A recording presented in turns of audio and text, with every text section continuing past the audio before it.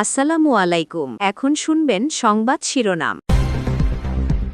BNP চেয়ারপারসনের অনুপস্থিতিতে রাজনীতিতে সংকটের শঙ্কা, বিশ্লেষকদের ব্যক্তির দক্ষতা, প্রজ্ঞা ও আস্থার উপর নির্ভর করছে আগামী নেতৃত্ব।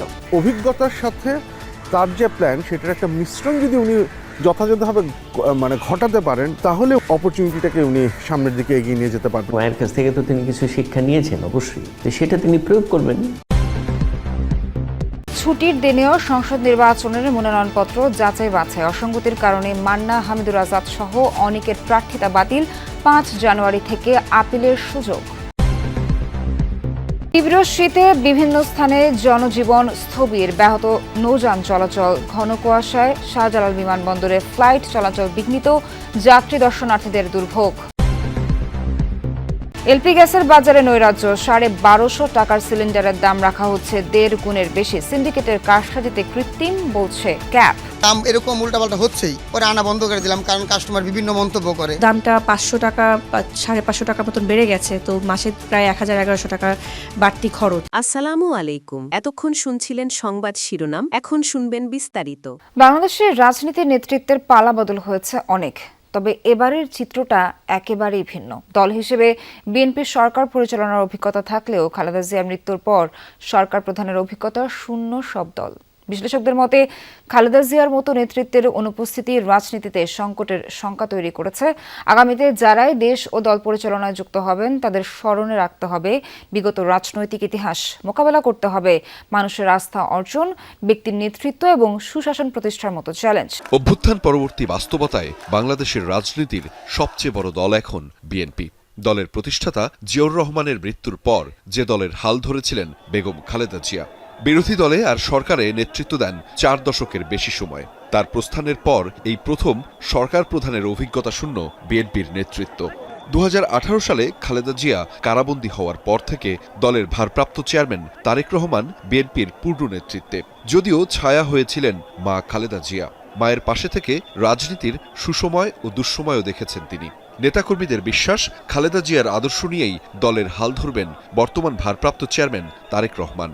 তবে দীর্ঘ সময় দেশের বাইরে থাকা, অভ্যন্তরীণ সামাজিক ও রাজনৈতিক বাস্তবতায় এই কাজটি যে সহজ হবে না তাও মনে করেন অনেকে।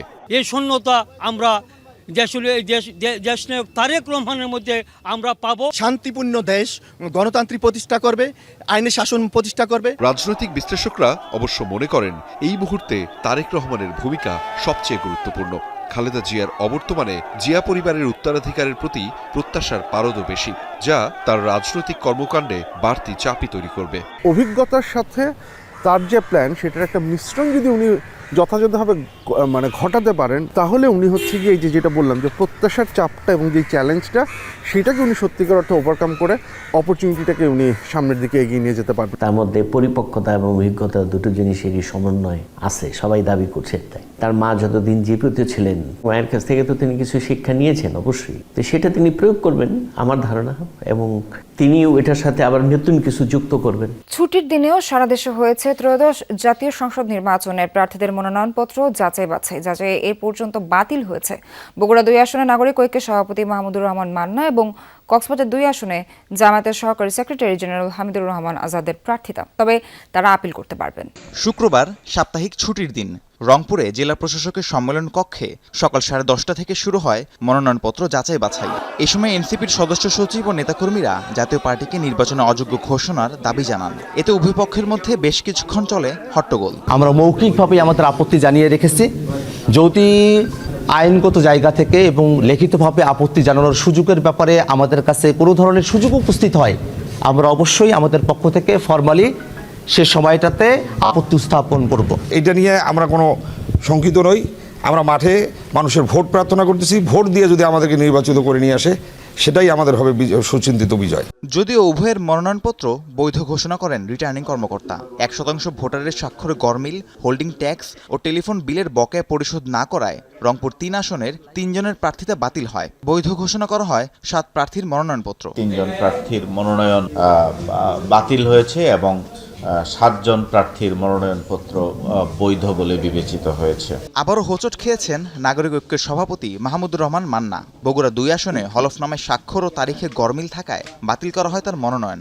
যাচাই বাছাই কার্যক্রমে কক্সবাজার 1 আসনে বৈধ ঘোষণা করা হয় বিএনপি প্রার্থী সালাউদ্দিন আহমেদের মনোনয়ন। কক্সবাজার 2 আসনে জামাত মনোনীত হামিদুর রহমান আজাদের প্রার্থিতা বাতিল করা হয়। আইনানুগভাবে সকল কিছু সম্পন্ন হয়েছে, আমি প্রত্যক্ষ করেছি। নির্বাচনের মাঠে আমরা সকল প্রার্থীকে স্বাগত জানাই। ব্রাহ্মণবাড়িয়া 2 আসনে স্বতন্ত্র প্রার্থী রুমিন ফারহানা সহ 11 প্রার্থীর মনোনয়ন বৈধ ঘোষণা করেছেন রিটার্নিং কর্মকর্তা। এছাড়া জেলার 3টি আসনে 6 জনের প্রার্থিতা বাতিল করা হয়। রাজনীতিতে কিন্তু তকদিরের বাইরে কিছু হয় না, ভীষণ রকম ভাগ্য এখানে কাজ করে। সো আমার ভাগ্যে ঠিক ওটাই ঘটছে যেটা আমার বাবার সাথে 73-এ ঘটেছিল। কুমিল্লায় 11টি আসনের মধ্যে 6টির মনোনয়নপত্র যাচাই শেষ হয়েছে।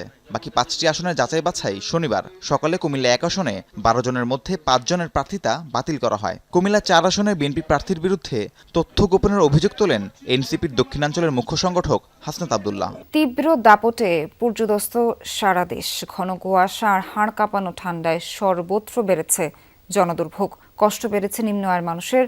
আবহাওয়া অধিদপ্তর জানায় জানুয়ারির 5 তারিখ পর্যন্ত দেশের বিভিন্ন স্থানে ঘন কুয়াশা ও শৈত্যপ্রবাহ অব্যাহত থাকে। পৌষের মধ্যভাগে সারা দেশেই শীতের দাপট, কনকনে ঠান্ডায় স্থবির জনজীবন।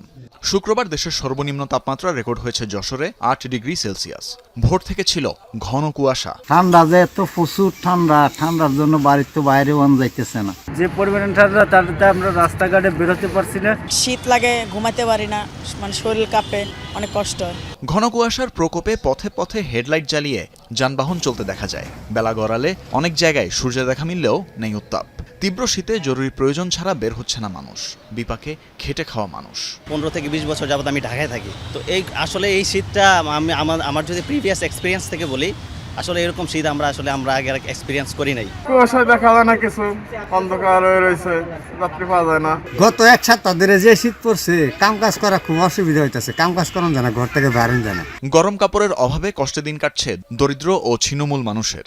সরকারি ও বেসরকারি উদ্যোগে শীতবস্ত্র বিতরণ করা হলেও তা অপর্যাপ্ত। শীতের সাথে পাল্লা দিয়ে বাড়ছে ঠান্ডাজনিত রোগের প্রকোপ। আক্রান্তদের বেশিরভাগই শিশু ও বয়স্ক। দিনের বেলা হালকাটা মোটামুটি পাওয়া যায়, এতটা পাওয়া যায় না, রাতে প্রচন্ড ঠান্ডা হয়। এদিকে আবহাওয়া অধিদপ্তর দ্রুতই শীতের প্রকোপ কমার কোনো সুসংবাদ দিতে পারেনি। আগামী আরও 2 দিন ঘন কুয়াশা থাকবে, সর্বনিম্ন এবং সর্বোচ্চ তাপমাত্রাটা বেড়ে যাবে, কিন্তু আমাদের ফিল্ড তাপমাত্রাটা তুলনামূলক কম থাকবে এবং 5 তারিখ পর্যন্ত এই অবস্থাটা অব্যাহত থাকবে এবং 6 তারিখ থেকে দিন এবং রাতের তাপমাত্রাটা আরও কমে আসবে এবং এটা আগামী 1 সপ্তাহ পর্যন্ত এই অবস্থাটা বিরাজ করবে। আবহাওয়া অধিদপ্তর জানায় জানুয়ারির প্রথমার্ধে তীব্র থেকে মাঝারি শৈত্যপ্রবাহের সম্ভাবনা আছে, আর শেষার্ধে থাকছে মৃদু থেকে মাঝারি শৈত্যপ্রবাহের সম্ভাবনা। ঘন কুয়াশায় ফ্লাইট স্কেজুল বিপর্যয় হয়েছে হযরত শাহজালাল আন্তর্জাতিক বিমানবন্দরে। বৃহস্পতিবার মধ্যরাত থেকে বিভিন্ন গন্তব্য থেকে ঢাকা মুখোমুখি অন্তত 9টি ফ্লাইটকে অন্যত্র পাঠানো হয়েছে। এ নিয়ে ভোগান্তিতে পড়েছে হাজারো মানুষ। ঘণ্টার পর ঘণ্টা অপেক্ষা করেও স্বজনদের দেখা না মেলায় ক্ষোভ জানান